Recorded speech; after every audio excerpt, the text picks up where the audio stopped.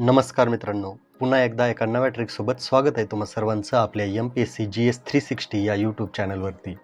मित्रांनो, या व्हिडिओमध्ये आपण DPSP मधलं एक महत्त्वाचं आर्टिकल म्हणजे आर्टिकल 39 त्यामधले जे 6 उपकलम आहेत ते कसे लक्षात ठेवता येतील ते पाहणार आहोत.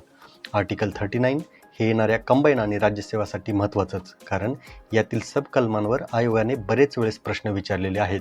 इथे आज आपण प्रत्येक सबकलमामधला एक एक वर्ड घेतो त्यालाच ट्रिक म्हणून लक्षात ठेवलेला आहे. तर हा व्हिडिओ पाहिल्यानंतर तुम्हाला ही 6 सबकलमे एकदम परफेक्टरित्या मेमोराईज व्हायला खूप मदत होईल, त्यामुळं शेवटपर्यंत नक्की पहा. राज्य धोरणाची मार्गदर्शक तत्वे म्हणजे DPSP पाहत असताना भाग 4 मध्ये घटनेने राज्याकडे लोकांप्रती काही जबाबदाऱ्या सोपवलेल्या आहेत ते आपण पाहिलेलं आहे. DPSP मध्ये एकूण 36 ते 51 अशी कलमे आहेत. त्यापैकी महत्त्वाचं असलेलं कलम म्हणजे आर्टिकल 39. तर कलम 39 पाहत असताना त्याचं टायटल आहे की राज्यांना अनुसरायच्या धोरणाची काही विशिष्ट तत्वे सांगितलेत. म्हणजे या ठिकाणी राज्य हे पुढील गोष्टी साध्य करण्याच्या दृष्टीनं आपलं धोरण आखेल असं सांगितलेलं आहे.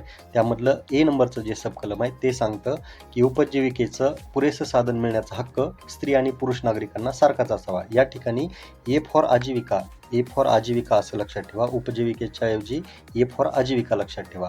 त्याच्यानंतर बी नंबरचं सबकलम आहे ते सांगतं की सामूहिक हिताला सर्वाधिक उपकारक होईल अशा रीतीनं समाजाच्या भौतिक साधन संपत्तीचं स्वामित्व आणि नियंत्रण यांची विभागणी व्हावी. या ठिकाणी हे आर्टिकल लक्षात ठेवताना तुम्ही फक्त बी फॉर भौतिक इतकंच लक्षात ठेवा. त्याच्यानंतर सी म्हणजे काय, तर या आर्टिकल सी मध्ये सांगितलंय की आर्थिक यंत्रणा राबवण्याचा परिणाम म्हणून संपत्तीचं आणि उत्पादन साधनांचं केंद्रीकरण म्हणजे सेंट्रलायझेशन सामूहिक हितास बाधक होईल अशा प्रकारे एकाच ठिकाणी होऊ नये हे लक्षात ठेवत असताना तुम्ही सी फॉर सेंट्रलायझेशन इतकं लक्षात ठेवा. तर सी फॉर सेंट्रलायझेशन आपण लक्षात ठेवलं. त्याच्यानंतर डी मध्ये काय सांगितलं तर 39D मध्ये सांगितलेलं आहे की पुरुष आणि स्त्री या दोघांनाही समान कामाबद्दल समान वेतन सांगितलेलं आहे. तर या ठिकाणी लक्षात ठेवत असताना डी फॉर दोघांनाही समान कामाबद्दल समान वेतन असं लक्षात ठेवा. डी फॉर दोघांनाही. त्यानंतर ई लक्षात ठेवत असताना स्त्री आणि पुरुष कामगारांचं आरोग्य व ताकद आणि बालकांचे कोवळे वय यांचा दुरुपयोग करून घेण्यात येऊ नये आणि नागरिकांना आर्थिक गरजेपोटी त्यांचं वय किंवा ताकद यास न पेलणाऱ्या व्यवसायात शिरण्यास भाग पाडू नये असं सांगितलेलं आहे. तर आर्टिकल 39E लक्षात ठेवत असताना ई फॉर एम्प्लॉयमेंट इतकीच गोष्ट लक्षात ठेवा.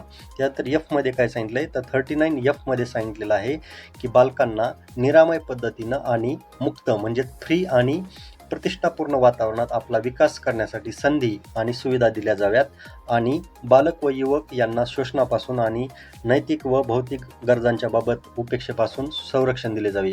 आणि हे जे आहे 39F ते 42व्या घटना दुरुस्तीनं राज्यघटनेमध्ये समाविष्ट केलं आहे.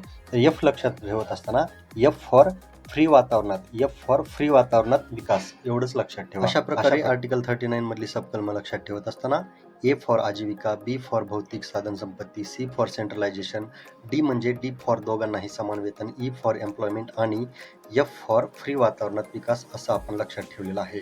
तुम्हाला हा व्हिडिओ आवडल्यास हा व्हिडिओ तुम्ही कृपया इतरांनाही शेअर करा. नवीन व्हिडिओ येईपर्यंत लाईक करा, शेअर करा आणि आपल्या चॅनलला सबस्क्राईब देखील करा.